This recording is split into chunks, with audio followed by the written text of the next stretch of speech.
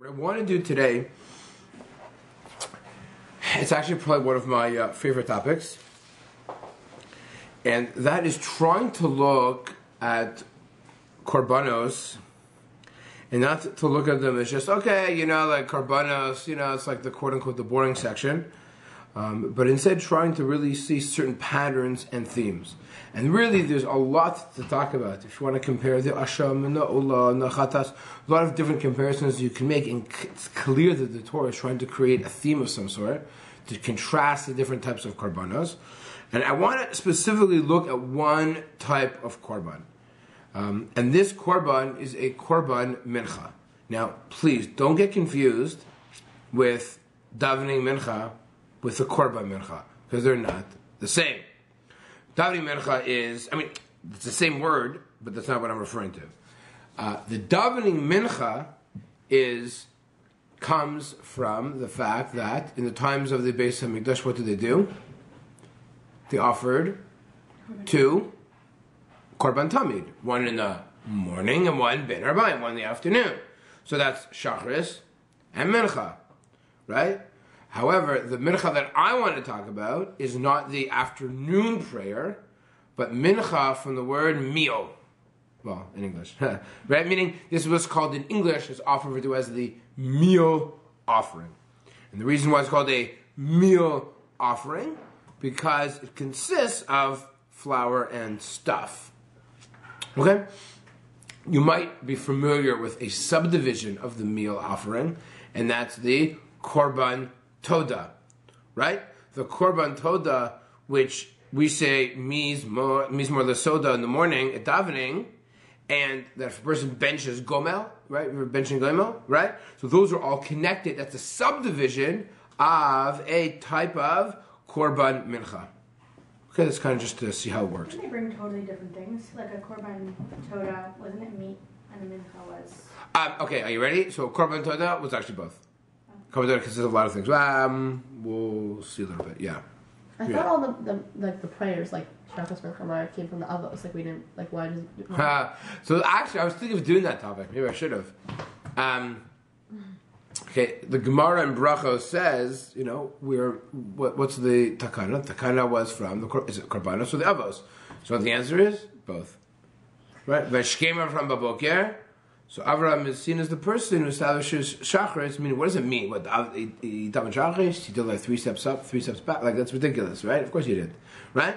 But whatever the notion of Shachris, Avram was a trailblazer, right? He's the dawn. He wakes up early. He begins something new, a new day, a new idea, right? Then you have Yitzchak. Yitzchak is often understood as someone who kind of Yitzchak lasuach basadel lifnos arev. Yitzchak goes out in the middle of the day before the evening, right? Which is what we call Davi Mincha, right? In the middle of the day. He's like the continuation of Avraham. Then you have Yaakov Avinu, who spends many, many years in Galus. Many years with years of controversy and difficulty and suffering. That's very similar to dark. Very similar to Marv, right? Which is the dark. So anyway, those are the three. So, and then they established them. They connected them to the various korbanos that took place. Okay, Marv is a little bit different because Marv isn't a korban. Marv is a leftovers being simmering on the mizbech. But that's the idea behind it. This clearly is for korbanos. But you have to appreciate what the Gemara says. They're also connected thematically to Avos as well. But it's a great topic. Yeah. Can I get a request? Mm-hmm. I really, really like light, but I'm staring at that window and it hurts. So it's probably just Yeah. that window. Yeah. No, for sure. Is that better? Yeah, that's awesome. Thank you. Okay, no problem. I just had it the other day. Yeah, no, it's true. We're not used to sunlight anymore. So. Okay, good. Oh, the truth is, that's actually probably a very good point. I should probably lower this also for the camera. Yeah. Okay, fine, good. Oh, that's really dark. Before it was dark. Before Darker with like a big like white spot. Right, exactly. The screen probably is clearer now, no? Yeah. Okay, fine. So let's start. So with that, if you want more light, there's a light switch in the back corner there. Well, the camera would probably do a better job.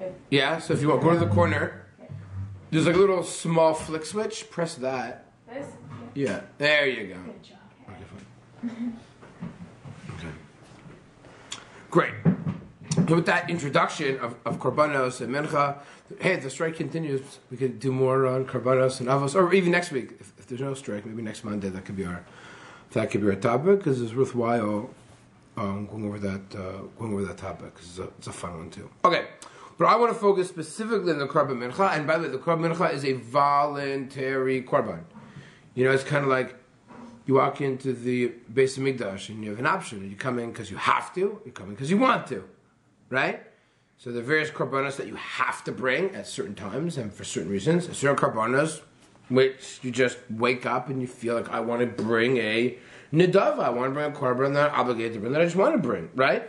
And certain korbanos, you have no choice, you must bring. Right? The chatas, you must bring. You have no choice. Right? After a woman, the korbanos of a yoledes, after a woman gives childbirth, she has to bring a korbanos. Right? So, again, there's certain things that you have to, and certain things that are voluntary. Now, sometimes they're the same thing, although often there's differences between them. But okay, that's for another time. Vayikra is a lot more exciting than sometimes it gets a bad rap. Sefer Vayikra. That's my theory. Okay, let's begin. Take a look. Source number 1. So, v'nefesh ki sakriv korban mincha laHashem. So, it says the word nefesh. This already is mentioned by Rashi, which I thought I mentioned, and I say I didn't. But Rashi there on the pasuk says v'nefesh. Why does it say v'nefesh? Most other karbanos, it doesn't start off with you want to define the word person. It doesn't say nefesh, but it says adam. Adam or ish. Adam ki yakriv mikem. Why does it say nefesh? Question number 1. Let's continue. Kisakriv Karbon Mincha laHashem. First wants to bring this meal offering, this flour offering. Solas yeh, it must be out of flour, right? So it's a meal offering out of flour. Karbano, again, different types of flour. That's your korban. V'yatzak aleh sheben, and you put oil over it. V'nasan aleh lavana, and you put frankincense over it as well. Okay, so we have here's our basic meal offering that consists of flour. By the way, solas is fine flour. I guess, I don't know, it's purified a little bit more. Then you place over it oil, and you place over it levona, frankincense. Fine. Next. Ve'vi'at el b'nei Aharon, you bring it to b'nei Aharon HaKohanim, you bring it to the priest. Ve'kamatz misha milo kumto. So you show up, and you bring your korban. Comes on the Kohen and says, and scoops up part of it. That's what this means. Ve'kamatz misha milo kumto. Kumto is a fistful. The way he measures it, it's like he moves his hand like this, right? Misalta, again, from the solas. Umishamna, from the oil. Al kol levonasa. So again, he's picking up this mixture of oil, flour, frankincense. V'iktir kohen es azkarasa hamizbecha yishei re'ach nichos l'Hashem. And where does he place this ketores? Because since it's floury, it's granular consistency, so therefore it's considered it's v'hiktir. It's almost like a ketores type of thing. Although he doesn't put it on mizbeach ketores, puts it on the mizbeach hanachoshes, which is the big mizbeach. And look how it's phrased. It's considered an azkarasa. Remember, why is this a remembrance? On this mizbeach, ishei re'ach nichoach l'Hashem. It is what? A fragrance, a pleasant fragrance to God. Now, this, by the way, is a very important reference. Reference says, what do you mean it's a pleasant fragrance to God? What God likes smelling different things? Oh, that smells bad. Don't bring that. So we see here that Rav Hirsch says the purpose of many of the korbanos of it has a ishei re'ach nichoach, that the korban is supposed to leave an impression not on God but on the person. Because imagine if you ever went to a campfire before. What happens if you stand next to a campfire for a little bit? You smell like smoke, right? So that leaves an impression on you. And if there's this, why specifically do you add to it this levona? Because levona smells nice. It's like a fresh smelling something or other. I have no idea, but it's supposed to smell nice. So it's like going into a perfume shop. So when you walk into a perfume shop, and you walk out and you smell like perfume. You go by campfire, and a campfire. So the idea here is that when you walk out of the Beis Hamikdash, or in the times of Moshe in the Mishkan, it leaves an impression on you, right? It's not that it smells positive to God. It's Ishei Reach Nichoach La Hashem, meaning the idea is it's supposed to be a fragrance for God. But who made that happen? You did. So it's supposed to leave an impression on you. That's how Rav Hirsch understands the puzzle. Impression on you? Like the smell is supposed to stay on you? Or The smell is supposed to stay on you. So again, it can be both. It can be literal and figurative, right? I think that's usually what it means, right? Both leaves an impression on you, and hopefully it'll leave an impression on you, right? So, you know how like sometimes you go somewhere, and you're like, oh, I can't get the smell, right? I still smell like whatever it is, right? So it's the same. It's the same idea. If that store or if that moment was an impressionable moment, it can leave an impression on you. And if it wasn't, and just you retain the smell, that also kind of reminds you of it. So in this case, hopefully it's both. Right? So, so again, what happens? You have, let's say, imagine this. You show up, and you have a whole basket, a whole bowl of flour, oil, levana. The Kohen only takes a fistful. And he takes a fistful and puts them in his mouth to burn. What about the remainder? So the remainder of this flour, of this mincha, who gets to keep it? It is eaten by the Kohanim. Raw? Okay, so no, you'll see, you can cook it, you can fry it, you can eat it, you can bake with it, meaning you don't have to eat it raw, right? You can do whatever you want with it. Okay? So again, one fistful on Mizbeach. And by the way, look what it's called. What is that fistful called? In Azkarasa. This is a remembrance. Very strange. Why is this a remembrance? I'm just taking a fistful of flour and burning it. The leftovers from this mincha, I'm going to teach you. Now, there are different ways to bring the mincha. I'll give you an example. Pasuk Daled. V'chi sakriv karbon mincha. This is not your typical solas. This is called a ma'afeh sanur solas chalos matzos blos v'shemen.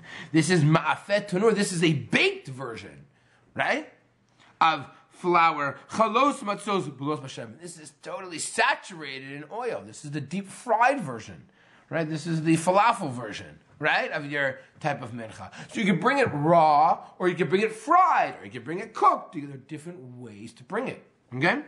And wafers of matzah literally dripping in oil, right? Yummy. So again, there's different types of frying pans. There's a deep fryer, there's a surface fryer, in oil. So there's different ways to make your karbon mincha. Okay? Different methods to do it. Pasoso sakifan. So I'm not going to read all the different. There's another type. In Zayim, minchas, mar, chashes korbanecha. So again, these are all different types of dishes, meaning physical dishes. Different types of pots, that's a better word to use. Different types of pots and pans that were used to make these korbanos. So there's a deep fryer or a short fryer, different types of stuff. Okay, fine. And then all of them have this idea. The Kohen lifts up some, puts it and makes an askar sam mizbeach. The leftovers he gets to eat. Now, go to Yud Aleph. Back to the rule that unites all these Korban Mincha. Kol Mincha. Sh'takrivu l'Hashem. Doesn't matter if you cook it or fry it, or you do it A, B, C, D. There's something which is similar with all of them. And that is Lo Seaseh Chametz. No Chametz. It's not just because it's 2.5 weeks for Pesach. There's not allowed to bring chametz. People think that chametz is something which is Pesach specific. Wrong. You're also not allowed to have your Karbon Mincha to be chametz. The question is, why? It's not Pesach. Why are we talking about kosher? So your Karbon Mincha has to be kosher le Pesach all year round. That's very strange. Why is that? Next. Torah tells us, Kichol Seor, if there's any, what's Seor?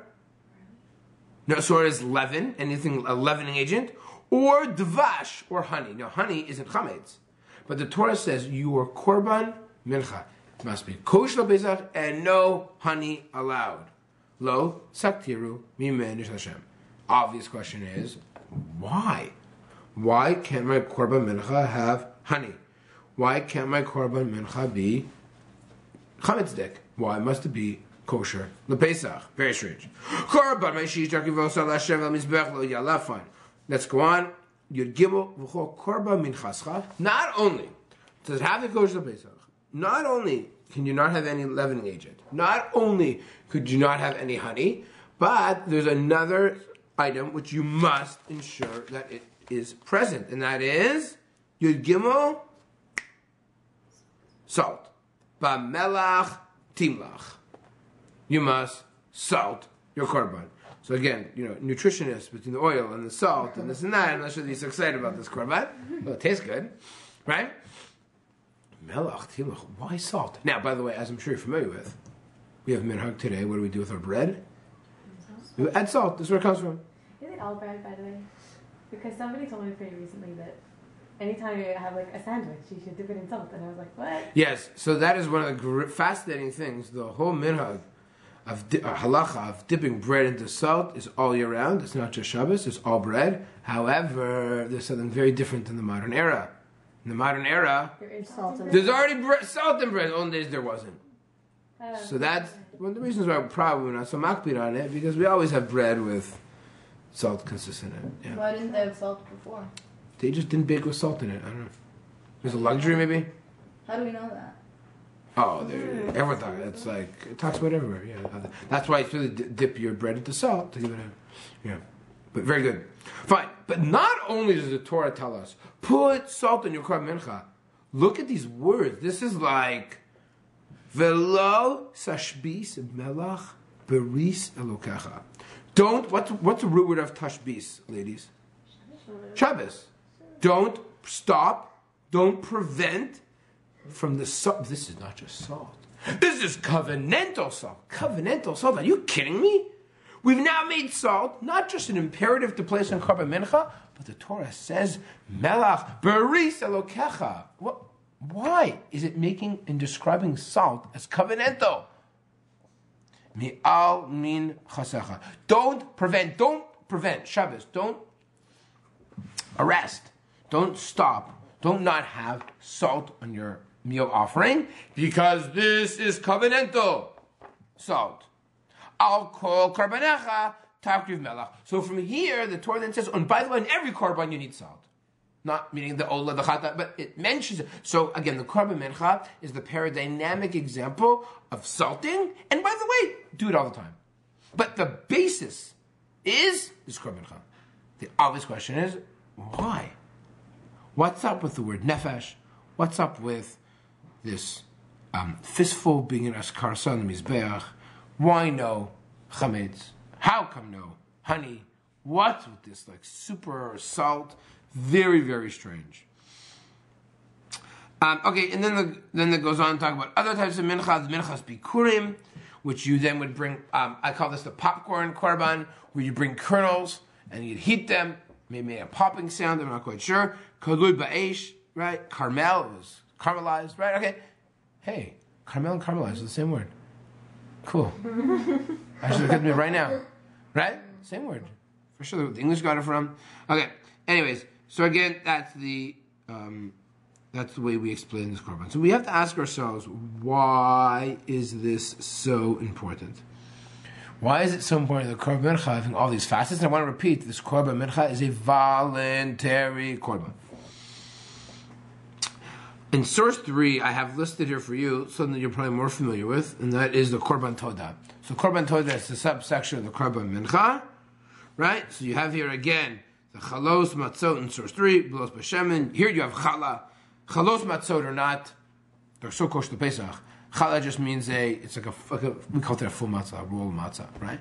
Which is a funny way of looking at it, but that's the way, that's what it is. Okay.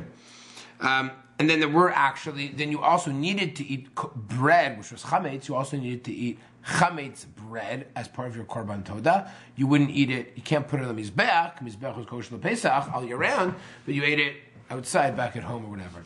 What's neat about the korban toda, I could give you a share just of Karbon Toda, but the Karbon Toda is pretty wild. Do you know why?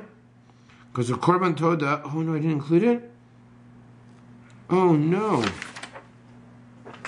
I don't have it here. The Karbon Torah consists, and I can't remember the number, of about 12 or 18 loaves of bread and matzah and a full animal.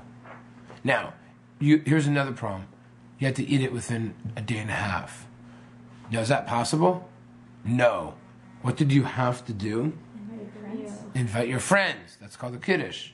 So sponsoring a kiddush and telling your friends you just had a baby or that something good happened to you is actually based on the idea of a Korban Todah. Because of Korban Todah, you had to eat everything. So you can't do it yourself. You invite your family, you invite your friends, and you only had a very short amount of time. That is exactly why, I believe, that's why the minhag is in shul. You get an aliyah, right? You donate a kiddush. Those are not just modern days of feeding Jewish people's stomachs, although it helps, right? With Jews and food, it's clearly a Torah concept of when you want to be thankful and you sponsor a kiddush, everyone asks, oh, why is the Schwartz family sponsoring kiddush today? Oh, they had a baby. Oh, their daughter got engaged. Oh, they had a grandchild. Oh, their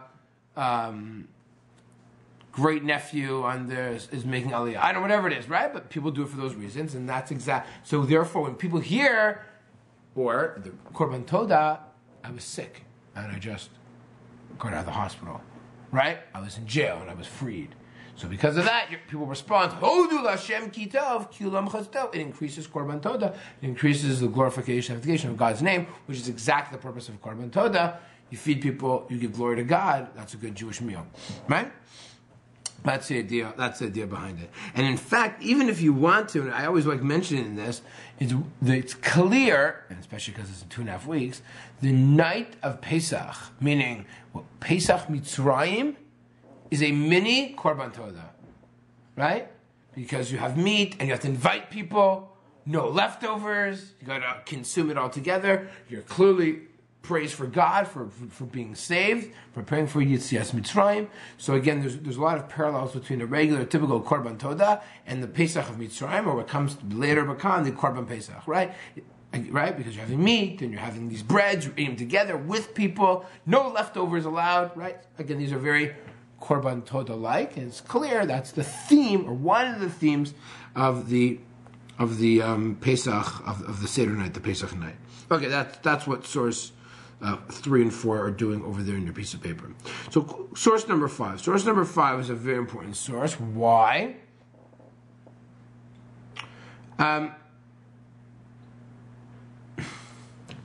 Source number 5 is is interesting because there is a time where you do bring a Karbon Mincha that is not kosher Pesach. You know when that is? It's source 5. Anyone recognize that time of year? Specifically, what part of the Sphira? What day of the Sphira? What day? Like the next day, like the first day. Read carefully. What day do you bring bread? 50th day. That's called Shavuos. Very good. On Shavuos, you bring a korban called Shtei Halechem. As part of the Yontif of Shavuos, you bring a Chametz korban. Well, that's really interesting because 50 days ago, I wasn't allowed to eat Chametz. So we go from kosher Pesach, 50 days later to eating Chametz. So people don't realize this, but the Sfiras HaOmer connects the notion of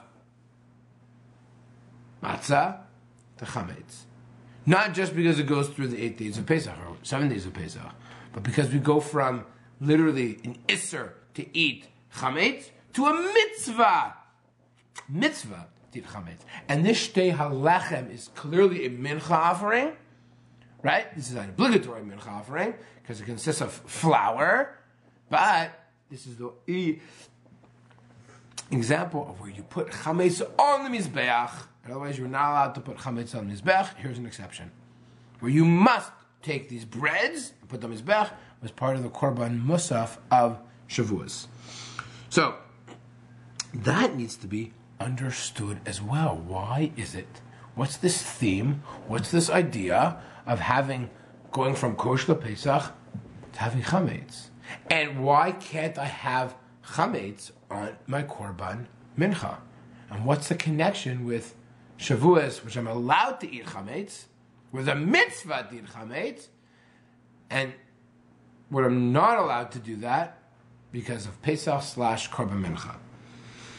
Almost ready to start answering questions. At the bottom of the page, Rashi tells us something very important. When I say you're not allowed to add honey, v'chol devash lo taktiru, Rashi says it's not devash, it's not honey like bee honey, but it's rather kol nesikas pri kerui devash. It's referring to fruit juices.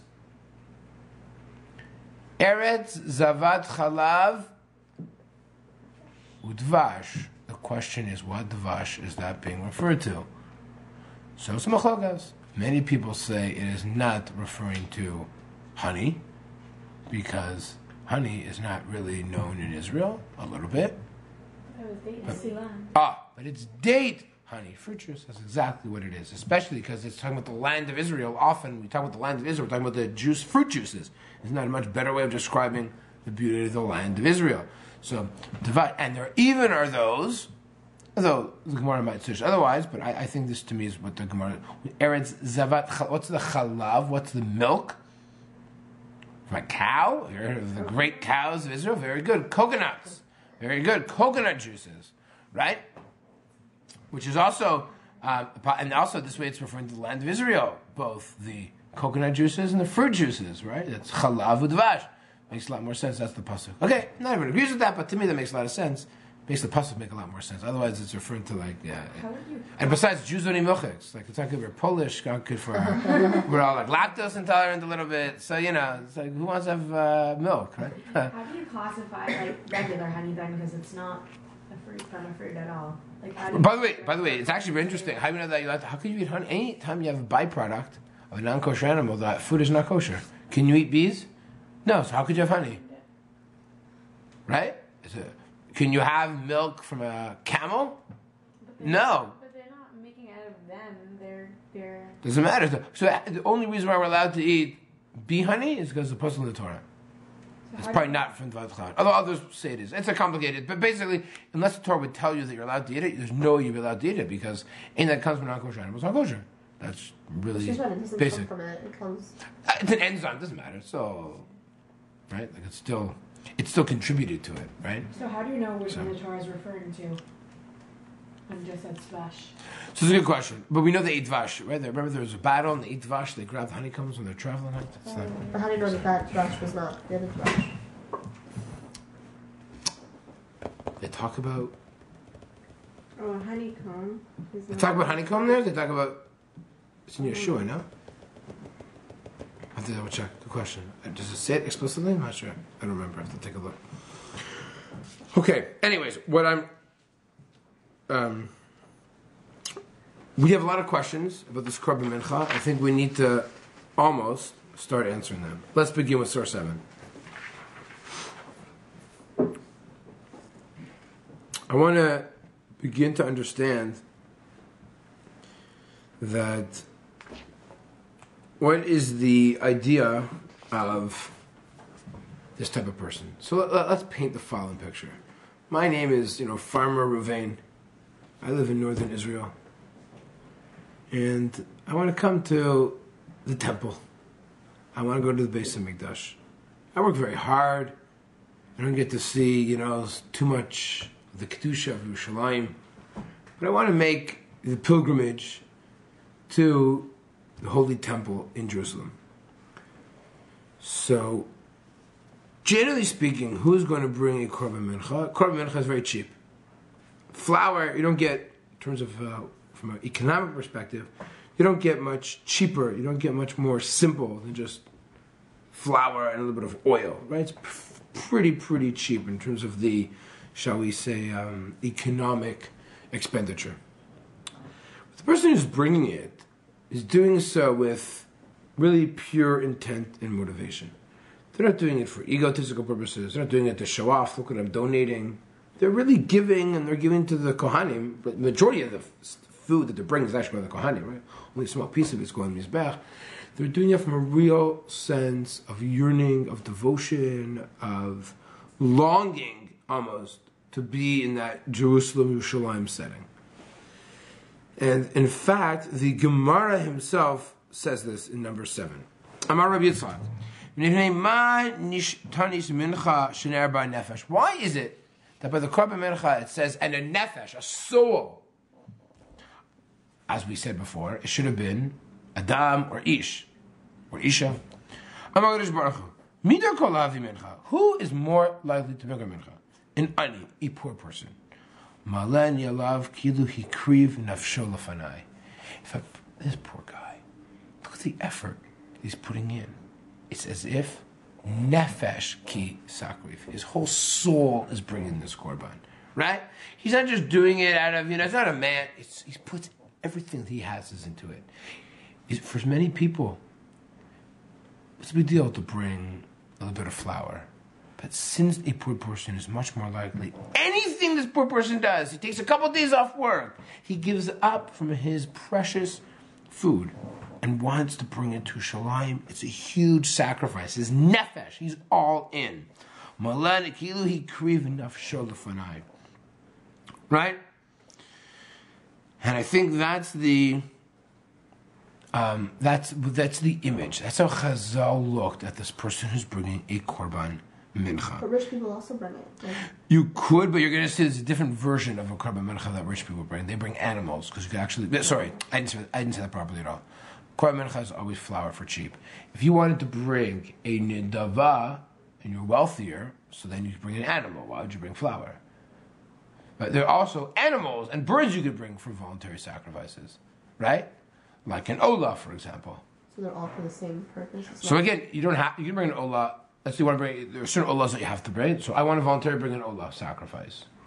You couldn't use flour. You had to use an animal. An animal is much more expensive, just like today, right? So bread is one of the cheaper things that you can buy in the world today. Whereas meat, right, fish, chicken is much more expensive, right? So a person who wants to bring a korban, right? I'm a wealthy guy. I'm going to bring a mincha sacrifice. No, I got to bring an animal. It's not appropriate for me to bring a mincha. That's for the poor, for the peasant, right? So to some extent, the mincha, again, you had to bring an animal if you were wealthy? No, but you're much more likely to bring an animal if you can afford it, right? And that's the idea here. So put it this way, it is impossible for a poor person to bring an animal. It's just not in the realm of feasibility. So, okay.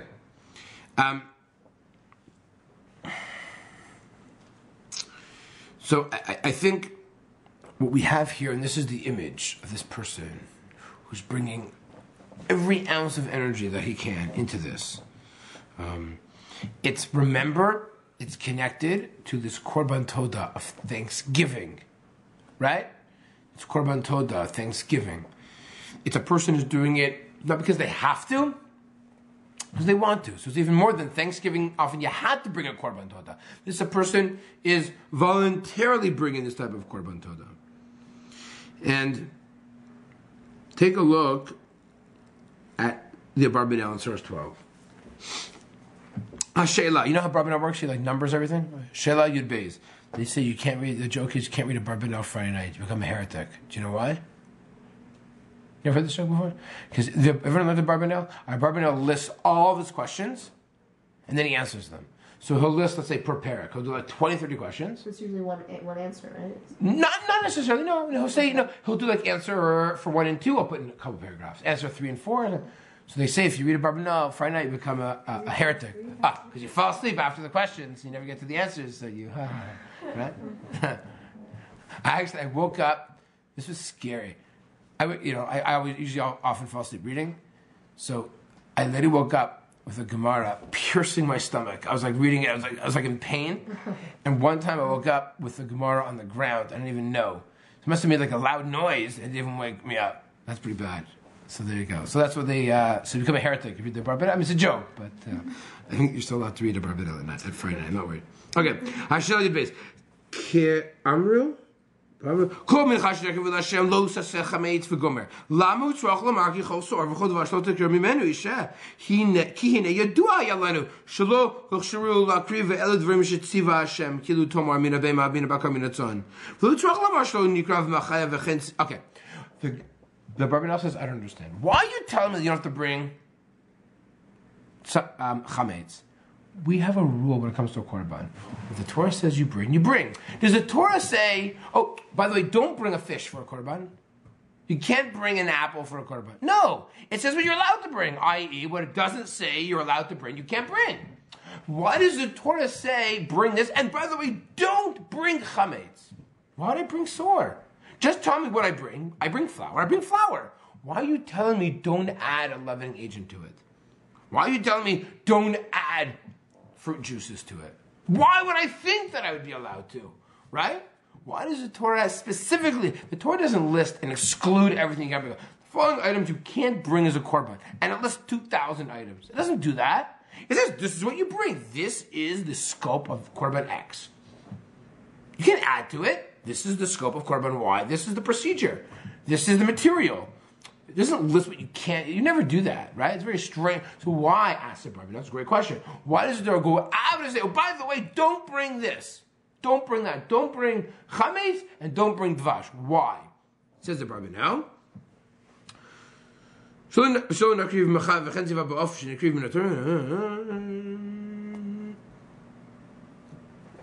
he asked the question. Actually, I remember now. I actually like his question better than his answer. Right? Why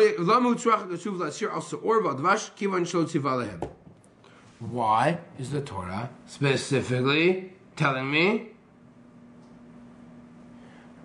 that you need not bring these items? You can't bring these items. So I think we have here something very important. What exactly is similar with leaven, a leavening agent, and fruit juice? Why?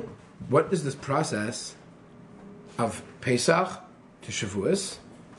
And if chametz is so bad, why is it a chametz asur all year round? You follow? Meaning, if chametz is, you know how like some in the world of Musar they say, oh, chametz is like your ego. Well, so the ego is okay 350 days of the year. You follow, right? So if chametz is so bad, so it should be asur all year round. And if it's okay, should be burn all year round. It's not allowed all year round in the Korban. I'm even going to extrapolate to Pesach now, because on Pesach it's asur for a week, and it's mutter the rest of the year. And not only that, but chametz is a mitzvah on Shavuos. Right? It's a mitzvah of shtei halechem. You have to bring, again, it was a national mitzvah, so not everyone individually did it, but it was like a national korban. Why? I feel like you're meant to kind of conquer it. It's kind of like a perspective type of thing. Like you recognize the danger of it. Like, I don't know, maybe, I don't really know ego, whatever, if you label it ego, if you label it other things, but like, maybe there's like a value to things, and there's also a danger to things. So you have to recognize the danger to it. You have to learn and like recognize how you have to avoid that danger, but then you have to use it for its good purpose. Oh, okay, good. What's interesting about a leavening agent or fruit juice is that to some extent there's something external that chemically is doing something to what you are bringing. Meaning, fruit juice chemically adds a sense of sweetener, of a sugar. Right? And it transfers something from, imagine taking something which is just oil and flour, and you're adding sugar to it. Right? Or you're adding a leavening agent to it. You're adding something, which by the way is often added to food. Right? That's clear, it's often added to food. We all know we like our sugars, let me tell you, right? No one's jumping after matzah, right?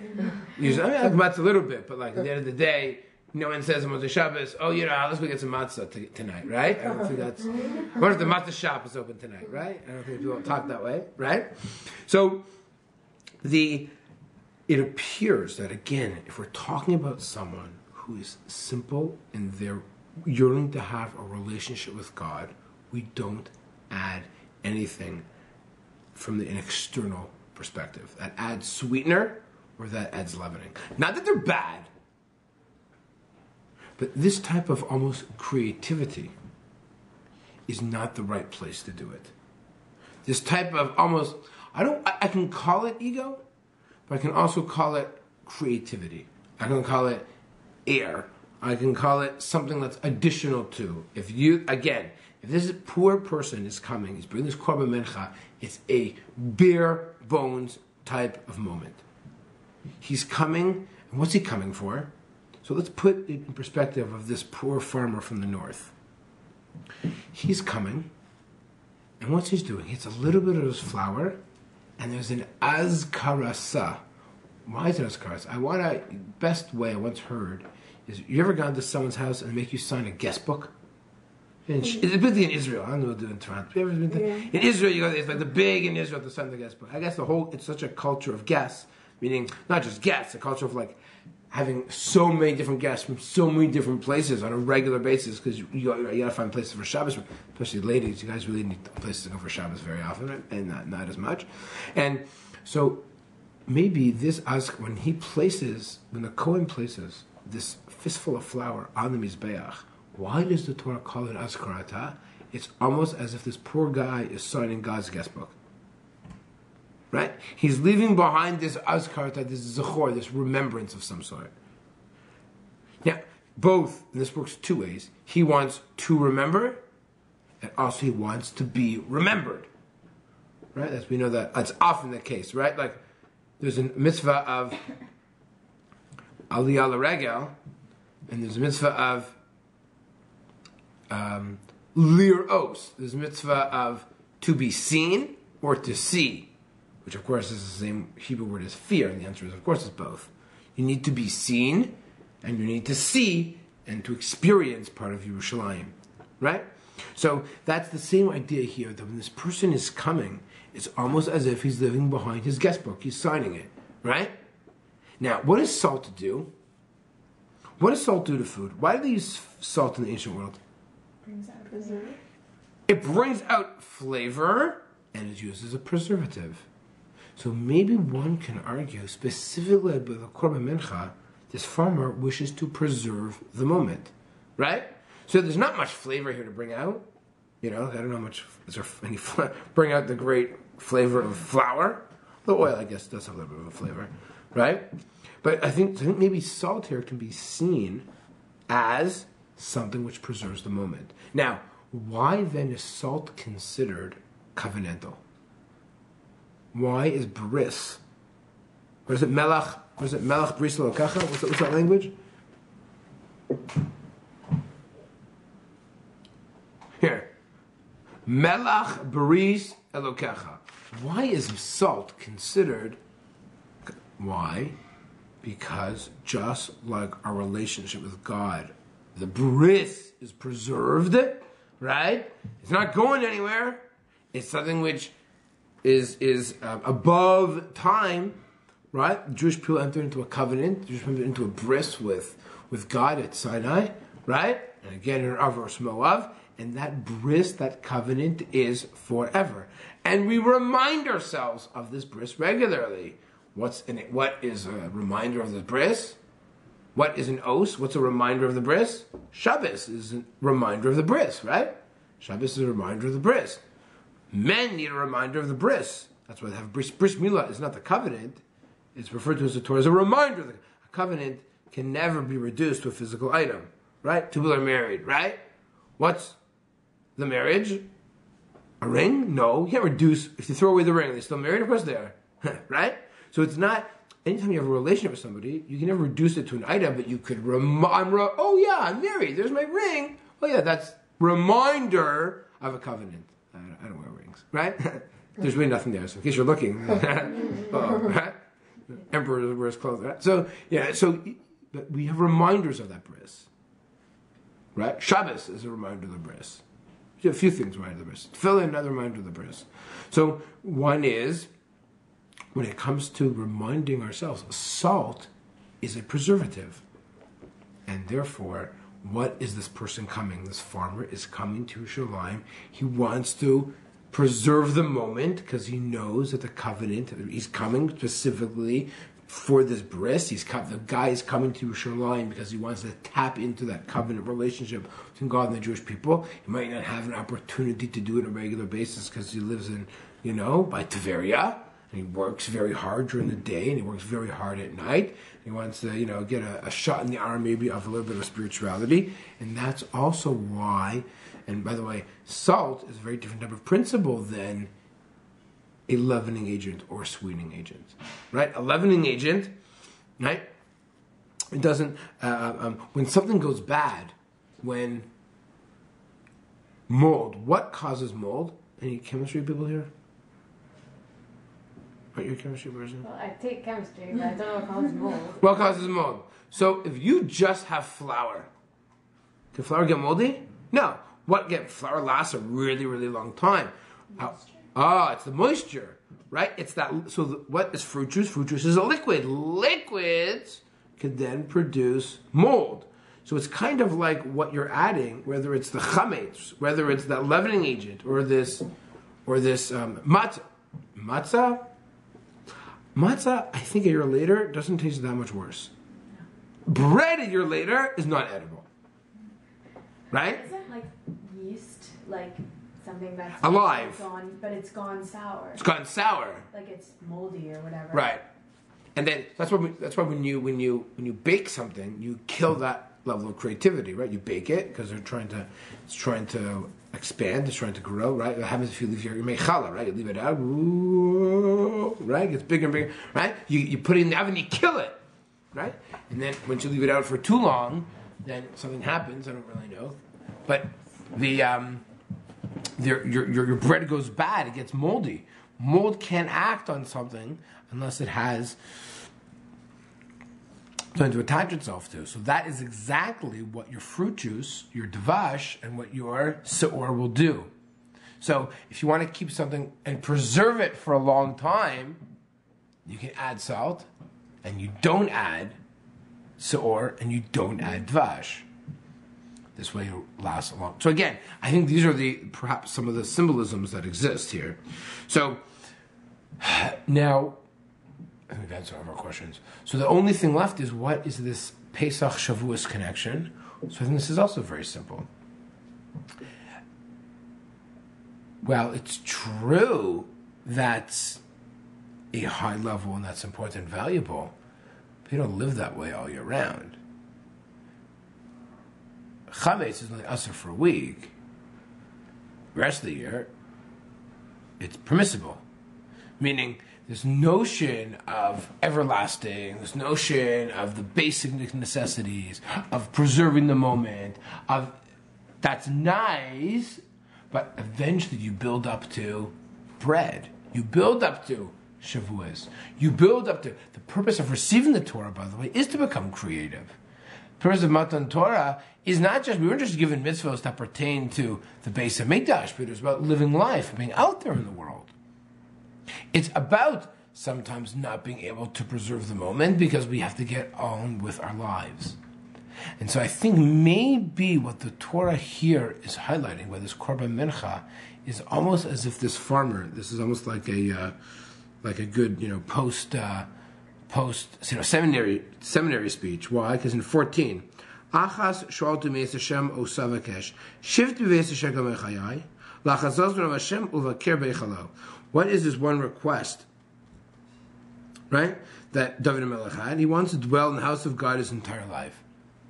Well, David HaMelech didn't do that. He was fighting wars and he was a king. But he yearned to have that moment, to capture that moment, right? And maybe to some extent that is like what this farmer is thinking. He wants to capture that moment. When he goes back to work, when he goes back to his fields, weeks later and months later, he wants to preserve that moment. He wants to smell like that moment. He wants to be reminded of that moment. He wants to have that moment have an impact on him. He wants to preserve it with the salt, right? He wants to have it remind him during those difficult days, difficult times of the interaction that he had weeks ago and months ago, and not just to be totally disconnected from it, but he wants it to still linger with him and affect the way he goes about his daily life. After we finish davening, we take 3 steps back and we say a petition. Then we